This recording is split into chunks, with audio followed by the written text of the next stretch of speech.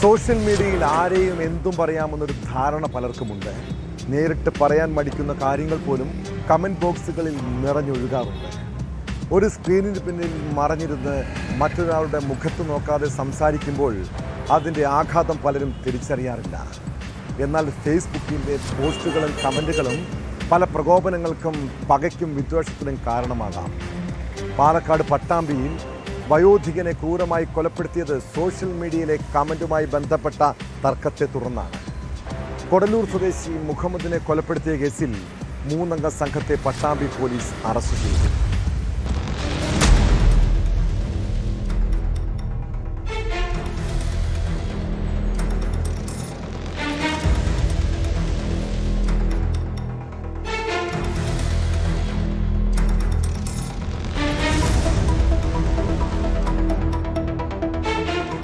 ഞായറാഴ്ച രാവിലെ 7:30 പട്ടാമ്പി കോടല്ലൂർ പതിയിൽ വടക്കേതിൽ 64 വയസ്സുള്ള മുഹമ്മദ് വീടിനുള്ളിൽ മരിച്ചു കിടക്കുന്നത് കണ്ടത്.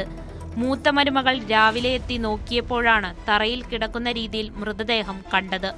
സംഭവം കൊലപാതകമാണെന്ന് കണ്ടെത്തിയതോടെയാണ് 3 പേരെ പട്ടാമ്പി പോലീസ് അറസ്റ്റ് ചെയ്തത്.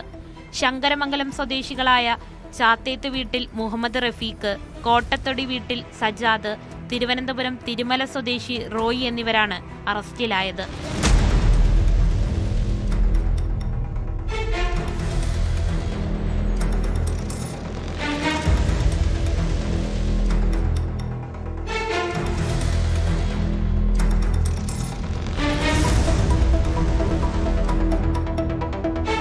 ശനിയാഴ്ച രാത്രി ഇവർ 3 പേരും മുഹമ്മദിനെ അന്വേഷിച്ച് സമീപത്തെ വീടുകളിലെത്തിയിരുന്നു. സമീപവാസികളുടെ മൊഴിയുടെയും CCTV ദൃശ്യങ്ങളുടെയും അടിസ്ഥാനത്തിൽ നടത്തിയ പരിശോധനയിലാണ് മണിക്കൂറുകൾക്കുള്ളിൽ പ്രതികൾ പിടിയിലായത്. മുഹമ്മദിന്റെ തലയുടെ പുറകിലേറ്റ മുറിവാണ് മരണകാരണം. വീട്ടിലെത്തിയ പ്രതികളും മുഹമ്മദും തമ്മിൽ വാക്കുതർക്കവും സംഘർഷവും ഉണ്ടായതായാണ് വിവരം. ഇളയ മകന്റെ വീട്ടിലാണ് മുഹമ്മദ് താമസിച്ചിരുന്നത്.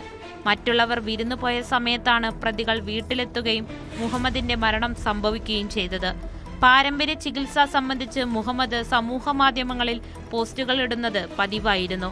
ഇതിൽ കമന്റ് ചെയ്തതുമായി ബന്ധപ്പെട്ട തർക്കത്തിനൊടുവിലാണ് പ്രതികൾ മുഹമ്മദിനെ അന്വേഷിച്ച് വീട്ടിലെത്തിയത്. തുടർന്നുണ്ടായ സംഘർഷത്തിനിടെ തലയിടിച്ച് വീണതാണ് മരണകാരണമെന്ന് പോലീസ് പറയുന്നു.